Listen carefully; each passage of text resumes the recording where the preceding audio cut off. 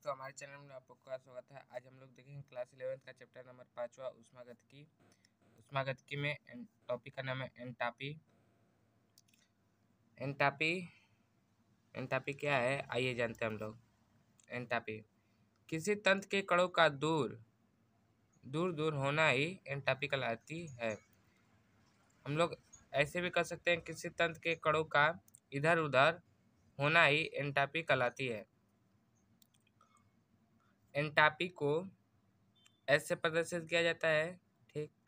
और बर्फ में सबसे कम एंटापी होती है और उससे ज़्यादा जल में एंटापी होती है, उससे ज़्यादा वाष्प में एंटापी होती है।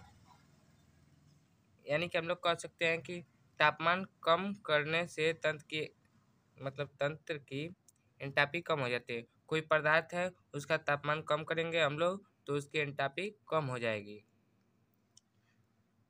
इसी को हम लोग लिखित रूप में भी लिखा है, जैसे कि बर्फ है, इसमें एंटापी को ऐसे दर्शाते हैं, इसमें कम होगा, इससे ज़्यादा एंटापी जल में होगा, जल से ज़्यादा ऊष्मा में होगा। हम लोग जानते हैं कि जैसे कि गर्म गर्म खाना का सुगंध बहुत दूर दूर तक जाता है और ठंडा ठंडा हो जाता है खाना तो उसका गंध दूर तक नहीं जाता है। मान सकते हैं कि एंटापी एक गंध की तरह ही है और तापमान कम करने से एंटापी कम हो जाती है। तंत्र S1 और तंत्र S2, ऊष्मा क्यों इसमें ज़्यादा है, ऊष्मा इसमें कम है, तो एंटापी में परिवर्तन क्या होगा, S2 माइनस S1। एंटापी परिवर्तन हो जाएगा S2 माइनस S1, ठीक। इसको गणितीय रूप में भी हम लोग देखेंगे, इसको हम लोग गणितीय रूप में भी देख लेते हैं। आइए देखते हैं गणितीय रूप में। S बराबर Q उत्क्रमणीय बटा T। उत्क्रमणीय का मतलब कि यह जैसे कि बर्फ से जल में जा सकता है, जल से वाष्प में जा सकता है, इसी को कहते हैं उत्क्रमणीय।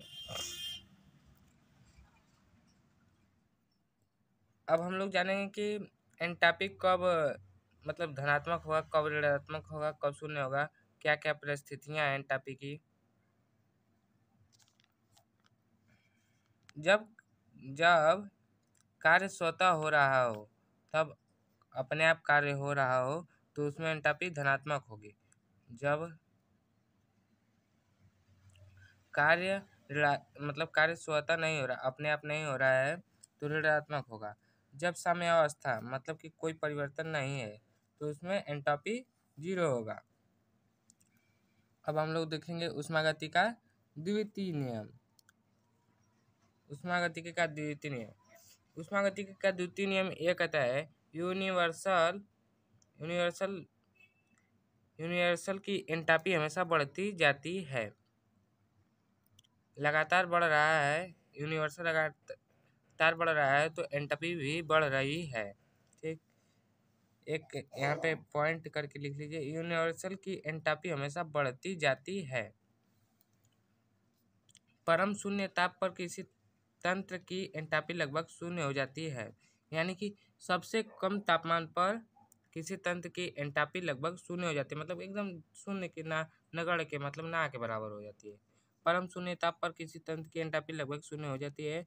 बहुत कम तापमान -273 डिग्री सेल्सियस।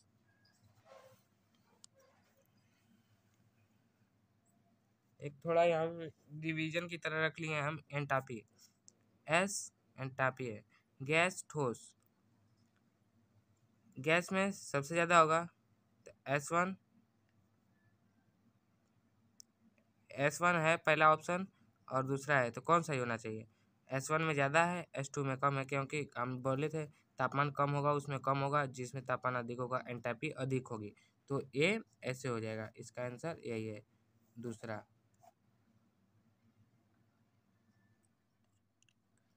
यूनिवर्स की एस बढ़ रही है तो उष्मागतिकी का द्वितीय नियम है। यूनिवर्स एस बढ़ रही है तो उष्मागतिकी का द्वितीय नियम हम बताए थे आपको। ठोस से द्रव के परिवर्तन में एंट्रोपी होती है। ठोस से द्रव यानी कि S प्लस प्लस हो जाएगा। स्वतः परिवर्तन प्रक्रम स्वतः परिवर्तन प्रक्रम में प्लस होता है, ये हमने आपको बताया है। कार्य स्वतः हो रहा हो तो ठोस से द्रव में, ठोस से लिक्विड में जाएगा, क्योंकि कार्य स्वतः होगा। अगर मान लीजिए बर्फ है, वह गल गया तो लिक्विड हो गया, वह कार्य अपने आप हो गया, तो इसमें एंटाल्पी क्या होगी, प्लस होगी।